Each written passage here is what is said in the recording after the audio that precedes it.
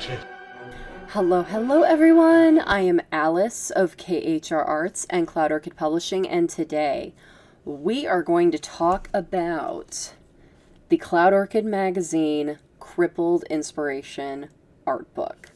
So before Bryan and I were Cloud Orchid Publishing, we were Cloud Orchid magazine, as I am a retired fashion model and Bryan is a retired fashion photographer. And we used to go on all these epic adventures together, do all these amazing editorials for other fashion magazines, and then we thought to ourselves, you know what? This isn't very hard.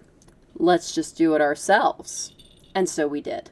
And this particular art book is a compilation of the adventures that we specifically had at the Ohio State Reformatory, which is the prison that was built in the 1800s that looks like a literal castle. It is super duper haunted, and it holds so much historical significance, and it's just also cool. It is so cool. So this is a compilation of all of the adventures that Bryan and I had together at the Ohio State Reformatory, and we began with it was just the two of us all the way back in 2008, and from there each year it got bigger and bigger until this year when it was the biggest.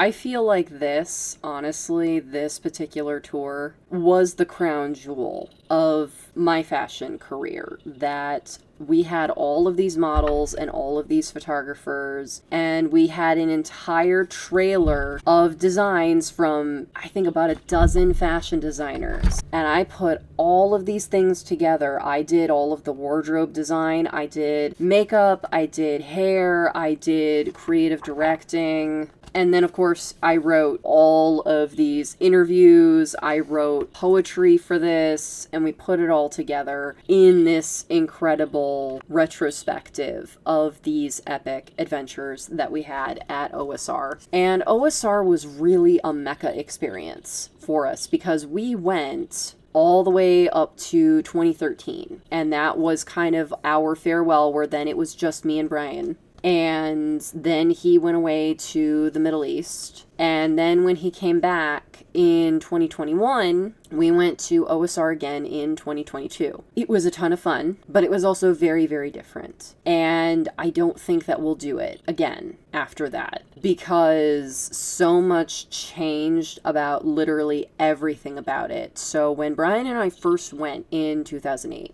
it was wild, y'all. So this prison was closed down in, I believe it was like the 1960s. I could be wrong. But yeah, it was closed down in like the 1960s, and it just sat abandoned for decades. And so hooligans would break in and do anything from vandalism and shenanigans to there's talk of like cults doing dark magic and scary stuff. It is super duper haunted. That building is one of the most haunted places I've ever been. It's haunted in a very bad way. I mean, it's a prison, duh. Some of the worst were locked up there. It's very violent, it's very angry, it's very oppressive. And so going there, it was like this combination of like fashion editorial, high fashion photo shoot time, but also like ghost hunter paranormal investigation time. And it was also history buff learning stuff time. And it was very cool. But the most important aspect of it when we first went was it was a dump in the best way. Like, stuff was broken. Like, the walls, y'all. Oh my god, the walls. Look at this. That's all paint peeling. That's all the layers of lead paint peeling off the walls. Look at this. Just the most beautiful urban decay you've ever seen. Just gorgeous.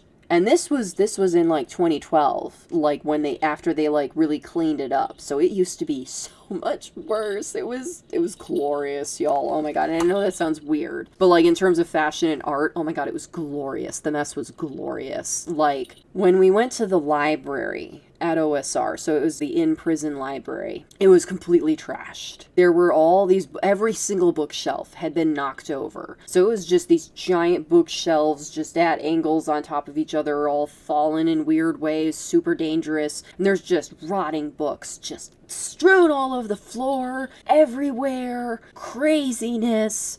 And then it was clear that as people broke in over the years that people messed with stuff. So then even in the cell blocks, there were like random things. There were like rotting clothes, like the old prison uniforms, and there were rotting books and just random bric-a-brac and stuff. And the very first year that we went, I found this book and started posing with it, and I didn't know what it was at the time. But everyone to this day is just like, how perfect is it that that book was just there for you to just pick up and play with? Because I didn't go find that book. It was just there on the floor where we were, and I'm like, oh, it's a book. I will pick it up and pose with it and be creepy and whatever. It just, the decrepitness and the darkness, it was just so alluring and looked amazing in pictures, y'all. It looked badass. Like, you can't photo manipulate, Photoshop that kind of quality, chaotic mess. Like, that is something you just have to find. And having such large spaces to work with too, because it was a giant prison, was also so cool, because you got to also have the majesty of being a little person in very large space, which is hard to find those kind of locations as a model and photographer. So doing the photo shoots in the chapel, that being just such a big space with these massive ceilings, so cool. Over the years, they cleaned it up more and more and repaired more stuff, which, was important for maintaining the building and for tourism and stuff like that. But when we went back in 2022, I will admit we were disappointed, because it felt more like a hokey tourist attraction than that original dark urban exploration kind of place. Because the thing is that the Shawshank Redemption was filmed at OSR. A lot of stuff has been filmed there, but in particular their big thing is that the Shawshank Redemption has been filmed there. And it was also fun when we did photo shoots there, because it had the little carving on the beam. It's actually there, and taking pictures with that, and it's a fun time. But everything was gone. Like, everything was all cleaned up and painted, but it wasn't painted like the original prison. It was painted up like the movie. And they had all these, I'm not even kidding, cardboard cutouts of like characters and stuff from the movie, and like these little, like, when you go to a museum on a field trip and it has the little like pedestal with the little description, they had like a lot of those, and like little velvet ropes and displays and stuff. And it's like, I'm not throwing shade, because they have to make money. They need tourist dollars in order to literally keep the lights on and employ the people that work there and preserve the building. And I respect that. But in terms of what it meant to me and Bryan and a lot of other people, it was just kind of like, well, okay, it's changed. It's a completely different experience now. And I know there are so many people that must go there and enjoy it, and that is like their jam, and it's their dream come true, and I am so happy for those people. But it was very much like, okay, this is an end of an era.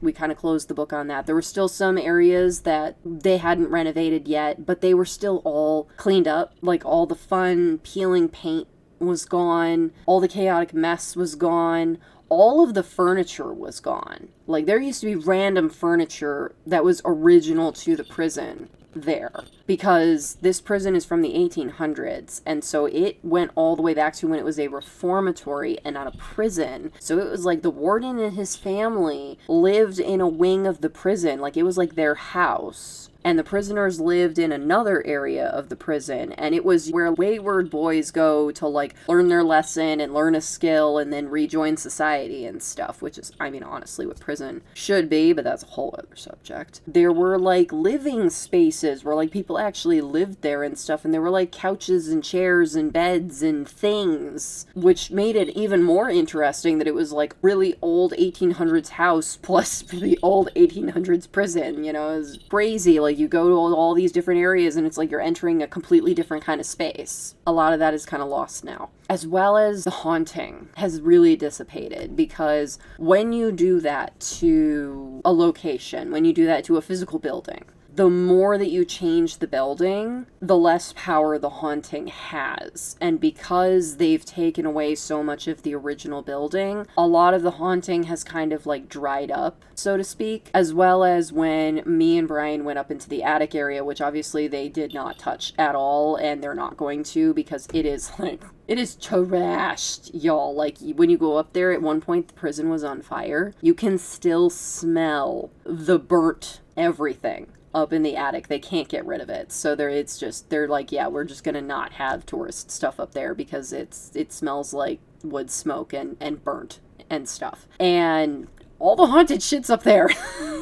All the haunted shit's hiding in the attic. It's like, oh, I don't want to be down there. And so that was a new, I was like, I didn't know this was a kind of fear. Was literally just walking into a den of horrible where it's just all concentrated all in one place like that. I was just like, oh, okay, that was a new experience for me, one I do not care to repeat. And I feel like that's also why doing these kind of things with Bryan was so important, and why I'm so grateful that I got to have these experiences and then document these experiences with the books that we created and the videos we created, because things change, whether you like it or not, whether for the better or the worse, things change. But having these documented things of the way that it was as you remember it is really special. And I'm so grateful that we had the means and the talent to be able to document it in all of its glory of the heyday of when it was decrepit and crazy and amazing. So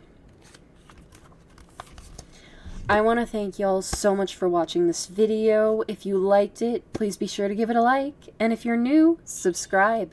Alright, y'all, thank you so much for watching. Take care. Bye-bye.